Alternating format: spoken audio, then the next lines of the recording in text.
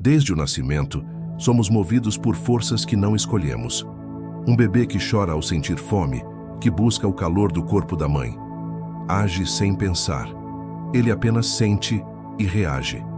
Essa reação automática é o que chamamos de instinto.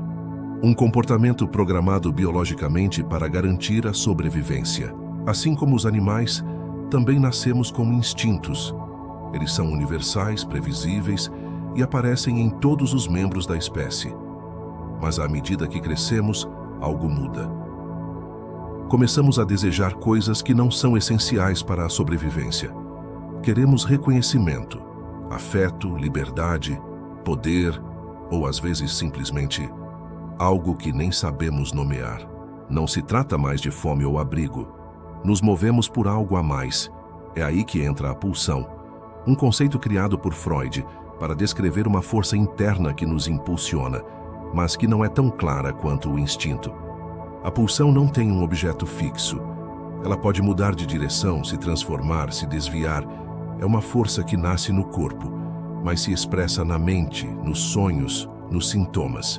Neste vídeo, vamos entender a diferença entre instinto e pulsão. Vamos ver por que confundimos o desejo com necessidade e como isso afeta nossa vida emocional, nossos relacionamentos e até nossa saúde mental. Vamos falar sobre o corpo, o inconsciente e a maneira como o desejo humano funciona, mesmo quando parece irracional. Porque entender o que nos move é o primeiro passo para viver com mais clareza. O instinto é um programa biológico, um comportamento automático que não precisa ser aprendido. Ele nasce com o corpo. É por isso que um filhote recém-nascido sabe procurar o seio da mãe. Ou uma tartaruga corre em direção ao mar, mesmo sem nunca ter aprendido o caminho. Esses comportamentos são chamados de inatos, estão prontos desde o nascimento e, na maioria das vezes, têm uma função clara: garantir a sobrevivência da espécie. Nos seres humanos, esses comportamentos também existem. Chorar ao sentir dor, sugar, agarrar, se proteger. São exemplos de instintos primários. Eles vêm de regiões muito antigas do cérebro, especialmente do tronco encefálico, a parte mais primitiva do nosso sistema nervoso.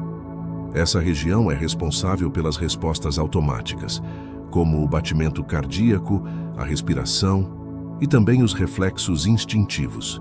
Quando alguém nos ameaça, podemos reagir de forma instintiva. Lutar, fugir ou congelar, sem pensar, sem escolher. É o nosso cérebro animal assumindo o controle. Mas aqui está o ponto importante. O instinto não é consciente. Ele não passa pelo pensamento, ele acontece. Ponto. Você sente fome, seu corpo manda sinais e você age. Mas diferente dos animais, nós humanos podemos escolher o que comer, quando comer e até decidir não comer. Essa capacidade de modular os instintos é uma das marcas da nossa humanidade. E é aí que o instinto começa a se encontrar com outra força mais complexa: a pulsão. Mas antes de mergulharmos nisso, precisamos deixar uma coisa clara. O instinto é biológico, inato, automático, universal entre os membros da espécie. Tem um objeto fixo, por exemplo, comida, sexo, proteção. É como se o corpo dissesse: você precisa disso para sobreviver. Vá. O instinto é a base, mas nós não somos só base, somos também desejo, contradição, criatividade.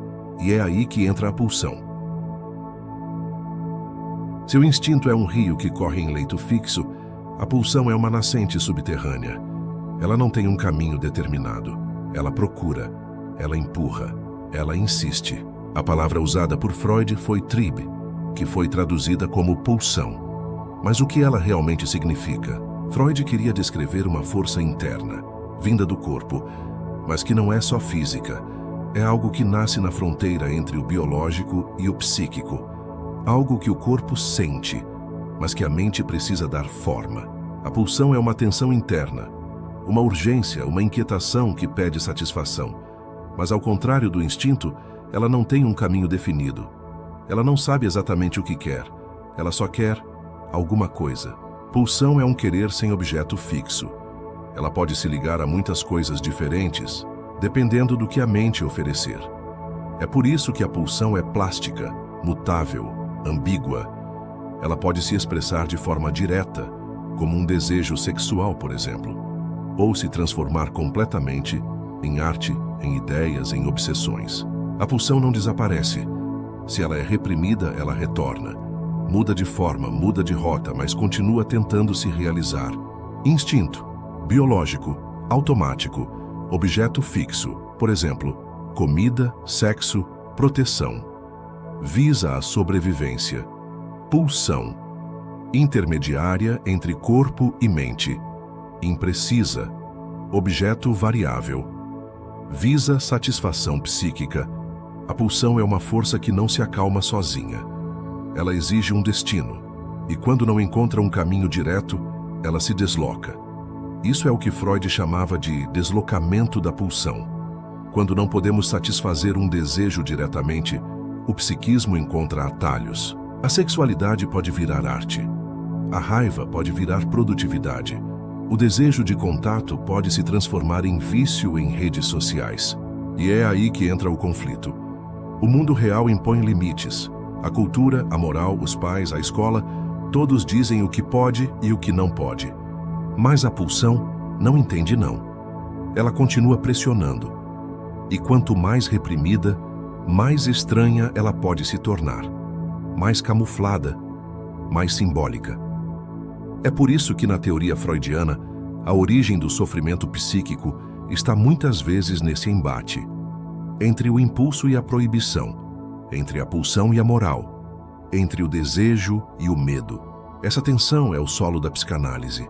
É nela que se formam os sintomas, os sonhos, os lapsos e também a criatividade. A pulsão nunca para.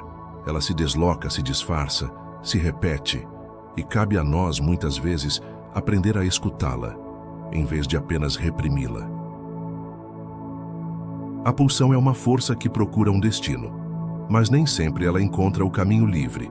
Às vezes ela precisa se transformar, outras vezes ela é forçada ao silêncio. É aí que entram dois conceitos fundamentais da psicanálise: sublimação e recalque. A sublimação é um dos destinos mais nobres da pulsão. É quando a energia pulsional, especialmente a sexual ou agressiva, é desviada para fins socialmente aceitos e até admirados. Pense num pintor que transforma sua angústia em tela, num poeta que sublima o desejo não correspondido em versos, ou num cientista que transforma sua obsessão por controle em teorias que ajudam a humanidade. A sublimação não reprime a pulsão, ela a transforma. O desejo permanece vivo, mas transfigurado. Ao invés de buscar um prazer direto, ele se realiza através da criação, do trabalho, do pensamento. Não há repressão. A energia é canalizada. O desejo encontra uma forma simbólica de expressão. Produz arte, ciência, ética. Freud dizia que a cultura, toda a civilização, é construída sobre essa capacidade de sublimar. Mas nem toda pulsão encontra um caminho criativo. Às vezes ela encontra proibição, vergonha, culpa, e aí ela é recalcada, empurrada para o inconsciente, como se fosse trancada num quarto escuro, sem janelas, sem voz.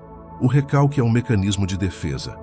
A mente tenta se proteger do sofrimento ou da culpa, reprimindo aquilo que ela julga inaceitável.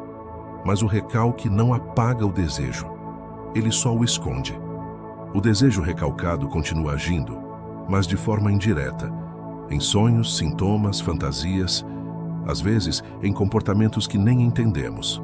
O desejo é julgado inaceitável, é expulso da consciência, gera sintomas e conflitos internos, pode voltar disfarçado, retorno do recalcado. Quanto mais reprimido, mais o desejo se deforma, e mais difícil se torna reconhecê-lo e lidar com ele. A sublimação e o recalque são, em certo sentido, respostas opostas à mesma força, a pulsão. Enquanto a sublimação canaliza o desejo para formas aceitáveis, o recalque o empurra para o esquecimento, mas nenhuma das duas é definitiva. O desejo não desaparece, ele espera, ele retorna. A pulsão é como uma corrente subterrânea. Ela move o que há de mais íntimo em nós, Às vezes cria, outras vezes se esconde, mas nunca desaparece. Ao compreendermos os destinos da pulsão, sublimação e recalque, ganhamos um mapa para navegar nossa própria complexidade. Não se trata de controlar o desejo com força, nem de se entregar a ele cegamente, mas de aprender a escutar seus sussurros, entender seus disfarces e talvez um dia transformá-lo em algo que nos construa. O autoconhecimento começa quando deixamos de temer o que sentimos e começamos a dialogar com isso. Esse foi apenas o início. Nos próximos vídeos, vamos mergulhar ainda mais fundo no inconsciente, para entender como o que foi calado pode retornar e como esse retorno pode nos libertar. Se isso tocou algo em você, continue caminhando com a gente. A jornada está só começando.